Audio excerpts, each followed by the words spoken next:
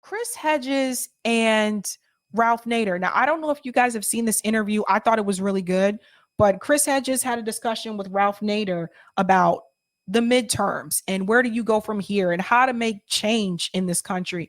There's a couple of things that they said here in reference to advice that I think everyone needs to hear, particularly the message that comes from Ralph Nader. Now, Ralph Nader, I don't agree with him on some of his recent statements about what the Democrats are trying to do. I did see a tweet from him talking about minimum wage.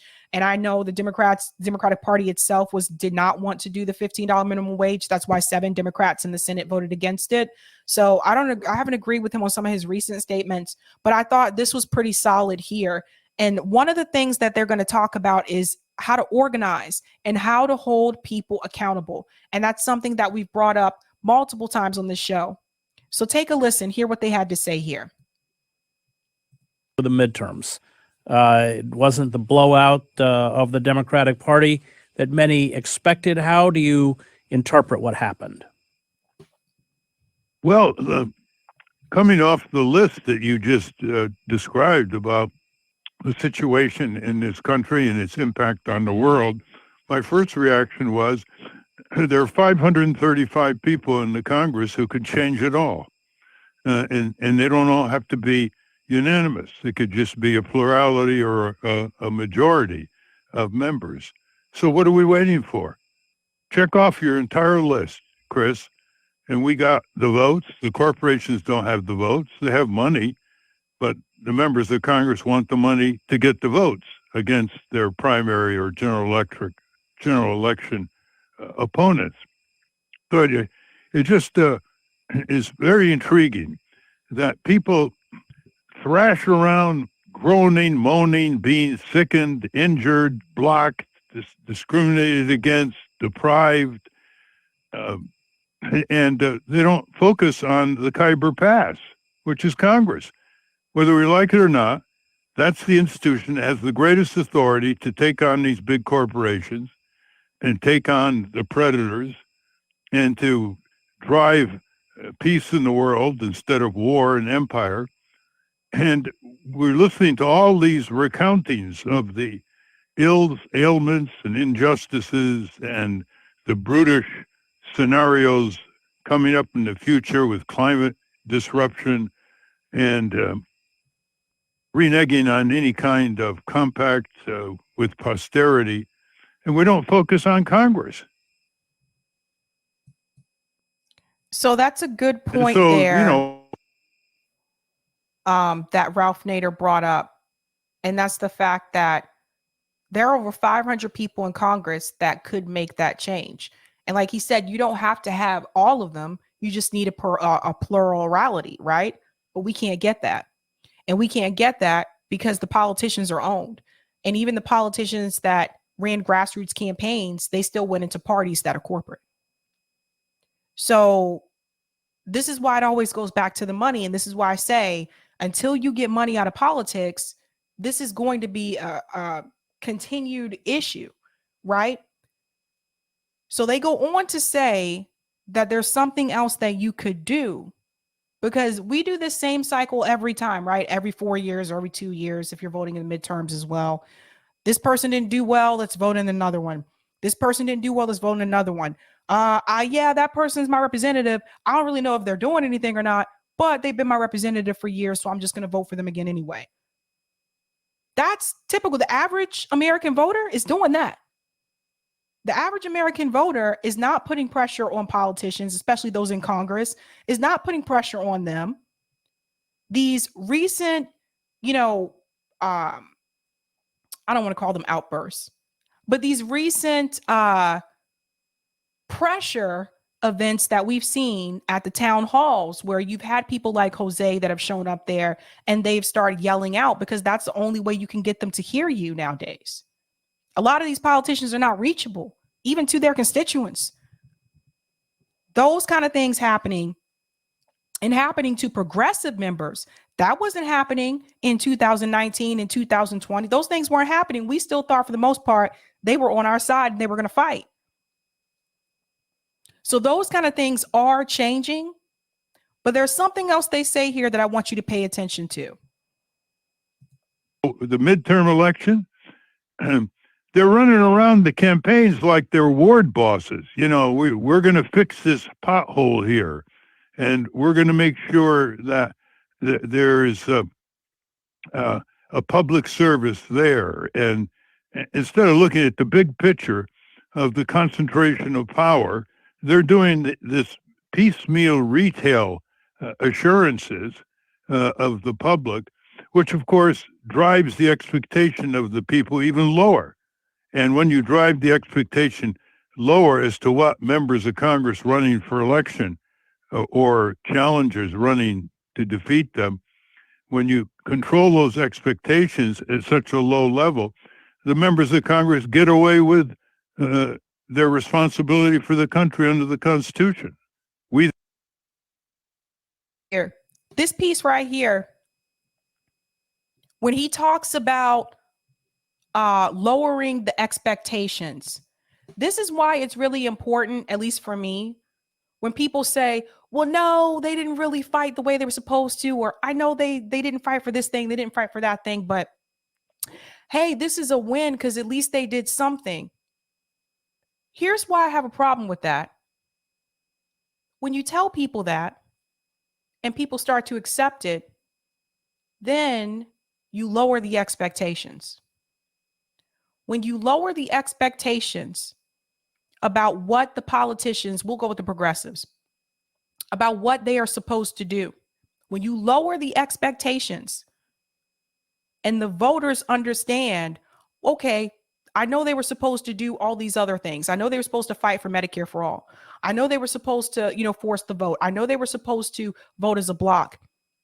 But so-and-so explained to me that at least they did this one thing. So I should be happy with that. Once you accept that as a voter, you are accepting lowered expectations. And once you accept that, you're never going to expect them to do any more than they are supposed to. You're never going to expect them to do anything significant.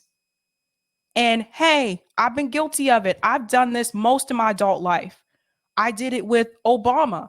Well, I know Obama said he was going to do this, but he did do this thing and that thing. And look where we are now. Look at where we are now.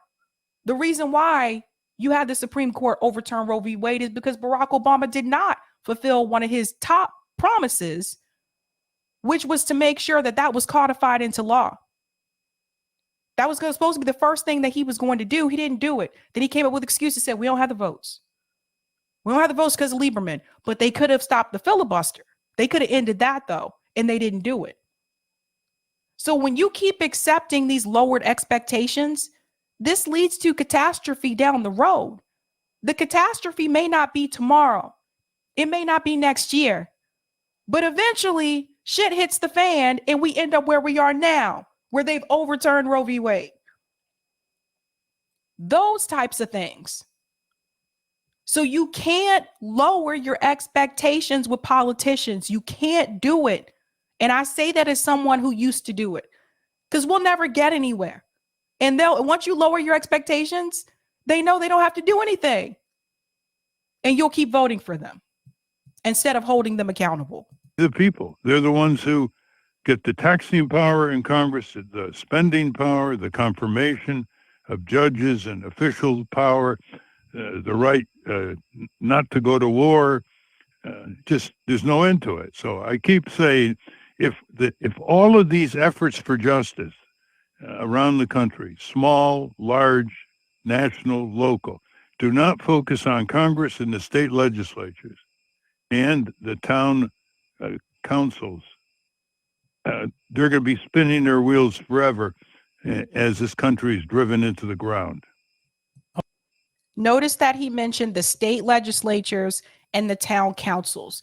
And this is why I tell people you can't just focus on national politics. You need to focus on what's happening in your local government. What is your governor doing? What is your mayor doing? What's your city council doing? City council controls the budget. Do you know how they're spending the funds? These are things that you need to know. And by the way, if you can't attend these town hall and these meetings, we're all busy people. We got a lot of things going on. You can pull up the minutes online for a lot of towns. If you go to like type in your city council, when they have these meetings, these town halls, there's minutes that you can pull off online. But you need to know what they're doing. So Ralph Nader is letting you know that you have to hold all of these accountable, don't just focus on what's happening in Congress. Don't notice he didn't say anything about the president. You see the problem? Nothing about the president.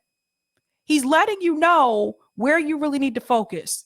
Congress, the state legislature, and your town council.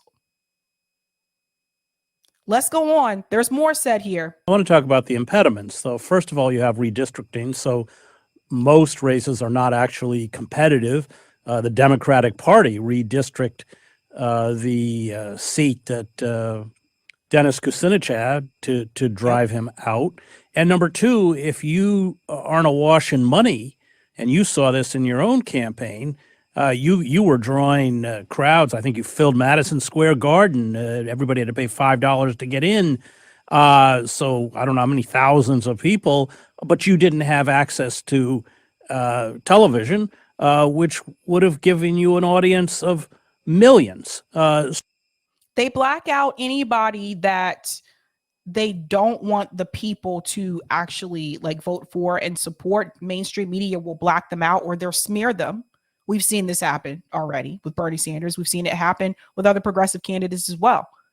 We've seen it happen with independent candidates. We've seen it happen with Matthew Ho. So if you don't have the support of the press, and me and Shahid Buttar were talking about this just recently, if the mainstream media is not on your side, it is going to be really difficult for you to win. They support the people and they focus on the people that they actually want in there. And the people that they think is actually going to be a threat to the establishment and to corporate interest, they'll either smear them or they'll do a blackout. So there are serious impediments to essentially breaking the power of this duopoly. Yeah, but the impediments melt away if people organize in every congressional district to reflect the congruence of left-right opinion in this country, which is deleted from the news accounts that like to talk about polarization. Listen to what he said here about organizing. This is the key. The power of this duopoly. Yeah, but the impediments melt away if people organize in every congressional district to reflect the congruence of left-right opinion in this country, which is... You have to organize in the congressional districts. This is why I keep telling you that local matters more. We don't, for the most part, people aren't doing that. For the most part, people aren't doing it. DSA does that. But they're more heavily focused on getting people into Congress. But we should be organizing in every congressional district. So, for example, those of you that are in AOC's district, you're not happy with what AOC has been doing, start organizing in her district. I know Lucy's one that will probably be up for that. Start organizing in her district. Come on. This is something we can do. So if we had the organization in the congressional districts and we have mutual aid and we have direct action, that's how the people get back the power. When we talk about political power, when we talk about policy, that's how you hold them accountable. That's how you put the pressure on those politicians. Because I got to tell you, if you just keep voting for them, nothing is going to change. You have to give them a run for their money. You don't like what AOC is doing? You don't, better yet, a better example. You're not happy with Ilhan Omar? Start organizing. Those of you in her district, start organizing and finding someone else to take her place. Start helping people in the community in reference to mutual aid. Start helping people. Start helping the people, the constituents, and then pick a candidate from that. Pick a candidate from the mutual aid movement and have that person primary challenge Ilhan Omar. Things may go a little bit different because now the people have someone that's actually physically helping them that is running, as opposed to someone who's not and who said that they would. But you have to have the organizing on the ground. Socialist Alternative understands this. They get it. They knew you got to have the movement on the ground, and then you can pick a politician from the movement. But even then, the politician doesn't pick their self. You don't want someone who wants to be a career politician. You don't want someone who actually wants to be a politician. You need to have someone that is selected by the group, and it needs to be the best person for the job. And that's how you get a Shama Sawant. Shama Sawant and Socialist Alternative, they've probably done more for people in Seattle than the squad has done for people in Congress in their congressional districts. And if Shama Sawant would have lost, you know what? It's all good. You know why? Because Socialist Alternative still has the movement on the ground. They're still helping the people anyway. So even if the candidate loses, the people, the constituents are still helped. The system that we have right now don't do that. What we've been doing is just going out voting for people. We'll canvass for them. We'll phone bank for them. We'll give them our money. We'll put them in Congress. And then we look around looking a little silly when they don't deliver. We look around looking a little silly when they're voting against our interests when they said they would fight for us because there was nothing for us. What you need to have is the people need to be helped first. Then you focus on the candidacy. But if the people are not being helped, if these candidates aren't actually helping people in their community, if they're not trying to do any type of food drives, if they're not trying to do anything in reference to the housing situation that we have in this country, they're not trying to help these tent communities. They're not trying to actually help some of these kids that are only eating one meal a day, and that's when they go to school. If these candidates who say that they're progressive, if they're not actually helping people within the community, why the fuck are you voting for them? Let's think about this for a second. Why are you giving them money? Why are you voting for them? Why are you canvassing for them? Why are you phone banking for them? For what? If they're not helping you now, don't think they're going to try to help you later when they get in. Deleted from the news accounts who like to talk about polarization, red state, blue state, conservative, liberal. We know that on the fundamental necessities of life, there's a huge convergence, 70, 80, 90% in the polls. There was one poll a few years ago, Chris, 90% of people want, you got 75% or so want universal health care, even without a major party pushing for it. So what he's saying here is that when we look at just the numbers, the majority of people want universal health care, right? So we actually have power in numbers, but we're not getting these things. We're not getting it. Let's go back and hopefully it doesn't freeze. Crooks, whether it's changing the campaign finance system, whether it's controlling what people own, like pension funds and mutual funds, which together own 3/4 of the stock of the companies on the New York and NASDAQ stock exchanges. So the people have the power, but they've allowed it to be seized because they don't do their homework back home. They don't spend time on their civic responsibilities, and they don't say to the members of Congress, hey, we're the ones who have the sovereign power. Yeah, you've got it from us and you're using it against us, and we're not going to tolerate it anymore. So the only place where democracy comes before work is in the dictionary. And so we got to stop spinning our wheels and recounting disaster after disaster when we can control the legislative bodies, local, state, and national. Look at the initiatives in Nebraska and right-wing states. They have passed minimum wage increases against massive corporate opposition. saturating the television. Florida, Arkansas, in the one conservative state, South Dakota, the Republican-dominated legislature, the governor, and the corporations all opposed an initiative to constitutionalize Medicaid. That's right. And this is something he hit the nail on the head. We've been talking about ballot initiatives for probably weeks. I am going to do a rundown probably starting next week or maybe the week after. I think I have the Africa panel next week. Maybe the week after, doing the rundown of what passed in each state. But here's Ralph Nader telling you the same thing that I've been telling you and that Roger Meadows has been telling you. On the local level, we're getting those wins.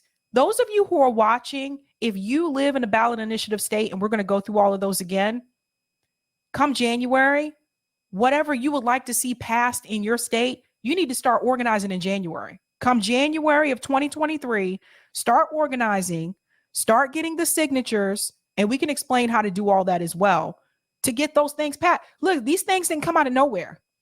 South Dakota didn't expand Medicaid out of nowhere. Nebraska didn't legalize minimum wage, pass a $15 minimum wage out of nowhere. People did the work on the ground. Are the congressmen and women helping people do that?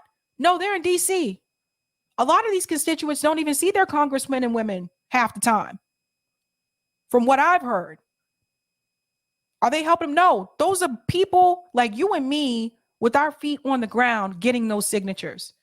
You can do it too. So that's where the power is. That's where you should be focused locally, not so much. You're sitting around waiting for these things to happen on the federal level. I'm going to tell you, you'll be waiting for a long time. You're waiting for a long time. Not just to send a statute, but to put the Constitution of South Dakota. Who won? The people won. Because they started working. They rolled up their sleeves. Otherwise, all we're doing is documenting despair, perdition, pessimism, which discourages people and turns them into cynics, which leads to withdrawal from the political arena, and which makes the corporations laugh all the way to the bank.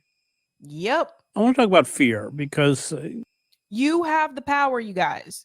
You have the power. And he's right. Like, if you're not, I think some of us, a long time we've waited for politicians to do these things for us. When some of these things we can do ourselves. Why are we waiting on them? Why? I think Matt Taibbi wrote that most Americans don't vote for what they want. They vote against the political figure they hate. The divisions, largely, as you point out, there's a majoritarian opinion on many of the issues you just cited, but there is this cultural divide, and people employ fear. Biden's own record in the Senate and even as vice president is pretty appalling, from supporting Anita Hill to, I think, 5 years before the invasion of Iraq, he talked about taking Saddam down. He, of course, has rehabilitated Mohammed bin Salman, a fervent supporter of the apartheid state in Israel. He fought school busing. He he sponsored the 1994 crime bill, and three strikes you're out, the third violent penalty law, where you can't get parole, the NAFTA, Glass-Steagall, so these are not issues that we look back on and support, but the Democrats, like the Republicans, play on this fear, the fear of, and I do see, as you do, a figure like Trump to be frightening and these fringe candidates to be frightening, but it seems that is the primary currency at this point of our political system. Yeah, well, there are millions of people who don't buy it. We need tens of millions of people who don't buy it. We need people talking to one another in the neighborhoods. We need people to turn out for town meetings. There are all kinds of jurisdictions in this country that allow for the referendum to be stocked with all kinds of progressive legislation at the federal, at the state and local level. Most at the state and local level. Progressive legislation at the state and local level. Even Ralph Nader knows. people don't even know about it. They don't even use it. Why? Because our schools don't begin teaching these children civic knowledge, civic skills, and civic experience learned by doing. All of this comes down to how much time do people spend to produce a deliberative democracy that wages peace and justice, equality, and foreseeing and forestalling the perils for our posterity, like climate disruption. That's what it comes down to. And if we don't address it at that level, if we don't highlight the victories of the people over powerful interests that occur from time to time in this country, we're just documenting despair, producing discouragement, producing withdrawal from the political system, and people then just dive into their own discouraging lives and watch entertainment, bet on sports. We got to turn it around.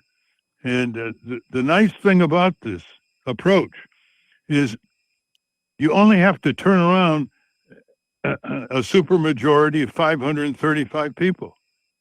And you know what they want. More than anything else, they want to win. And that means votes. So you focus votes to nullify the effect of money. I mean, look at the victory of Summer Lee coming out of Pittsburgh. She's 32 years old, and she's going to be the next representative in the House from an area around Pittsburgh. She was opposed by corporations. She took on the dark side of the United Steelworkers. They opposed her. AIPAC put $1 million to $2 million just before the election to defeat her. She beat them all. How? She developed a grassroots coalition based on the principle that they all bleed the same color. And it's nice that he broke that down in reference to Summer Lee. That is true. She did have a good ground game. She did have a grassroots coalition. But I hate to tell Ralph this, but Summer isn't going to do anything either, because she's going to run into the same problem that the other members of the squad ran into. And now you have Hakeem Jeffries, who's most likely going to be coming in as minority leader. So it's going to be very hard, very difficult for progressive to try to get through or pass any policies. But the point that Ralph Nader is trying to make there is like, why is everybody just sitting around waiting on someone else to do it? Why is everybody just sitting around waiting on the next politician, the next congressman, the next congresswoman to do these things for you? Why is everybody waiting around for this politician to come in and save you? Some of these things we could do ourselves. Like those of us at RBN, you guys know we do mutual aid, but we have a whole plan. We have a whole plan of what we want to do to take things to a different level. And I'm going to tell you from experience, when it comes to politics on the national level, I'll still educate you about it. You guys still need to know what's happening with these bills. You need to know what's passing. You need to know the type of legislation that's not getting through and who's not doing it. But at the same time, when it comes to politics on the national level, I'm not supporting the two-party system. Even when I voted in the midterms, I voted for the third party candidates, which was the Green Party here, the Green Party candidates, and I voted for those ballot initiative questions. Everything else I left blank because I already know I didn't play this game. So my thing is, again, these things that Ralph Nader is talking about, organizing in the community, in those districts. So whoever your representative is, take a look at your district. Here's a homework assignment if you guys want one. Go online, look up your district. Look up an outline of your district. And if you know your neighbors, this will be easier. If you don't, let's get to know your neighbors. but start organizing with people in your district to get things done. Like some of these things we can do. We can just do. And I think the states that have passed these ballot initiatives, they're showing us that. More and more is changing over time. Now, if you want to watch that full, I hate this disclaimer they've been putting in these videos lately. If you want to watch the full interview, it's called the Chris Hedges Report, Why Democrats Lost the Midterm Election with Ralph Nader. So check that out if you want to see the full interview there. But I don't know. Like, I don't know how many people have to say it. So Ralph Nader has said it. He's been saying it for years. Norm Finkelstein has said this recently on Useful Idiots. Chris Hedges has been saying this for years. Shama Sawant has been saying this for years. I don't know how many more people. So see, it's not just us. You have people who have law degrees, people who are academic elite, people who have been a part of the political movement saying this and trying to explain to people when it comes to politics on the national level, you're not going to get those kind of wins that you want as long as you have big money in politics. You have to get the money out. But what can you do in the meantime? Some of these things you could be doing in your own community. Get these things passed. Come January, start organizing with people in your district. Try to get, if you're in a BI state, you have no excuse. You have no excuse. Roger Meadows will tell you. If you like me, you in Massachusetts with me, contact me. I'm not non-reachable. My email address is there. So contact me. If you're in New York, I know Roger is also very easy to contact. Roger's trying to see if New York can become a ballot initiative state. But some of you, if you're in these states, you're in Oregon or Washington, if you're in Nebraska, you're in Massachusetts, there's like 23 of them, I believe. I have to go back over them again. If you're in Missouri, if you're in these ballot initiative states, come on. What you waiting on? Come January, let's go. Let's go. All right, I'm gonna go to some of the comments here. Joy says, exactly, good call, Sabby. And I think that is what these sad Dems who call themselves progressives are banking on. And Anna, when Dennis Kucinich announced his candidacy for president, mainstream media rolled their collective eyes and called him a nut. And they redrew his district so that he couldn't win. That's why I'm telling you guys, you can't rely on the national political scene. You can't. I'll take the comment on Rockfin. What a feeling. Thank you for the tip on Rockfin, Roger. I was on a Zoom today with Cudney. Oh, Terrence Cudney, hosted by Medicare for All Everywhere. And I told him, don't wait for politicians in Massachusetts. They'll never take you seriously until they see that you're going the initiative route. Remember, I said to him, politicians have egos. They love taking credit for the shit you did and say we were with you all the time. That is so true. They see that ballot initiative coming down the pike. They're like, oh, snap. They ain't playing. Let's pass it. That's right. That is 100%. Roger's right about that. But there are people organizing on the local level that are just like, I'm not waiting on politicians in DC to try to get these things done for me. I'm going to try to see what I can get done on the local level. Telling you, I don't know about you guys, but what? It'll be 2024 soon, right? What are we going to do? People are going to be coming back 2028 and still be saying, the squad didn't fight for us. Come on. Come on.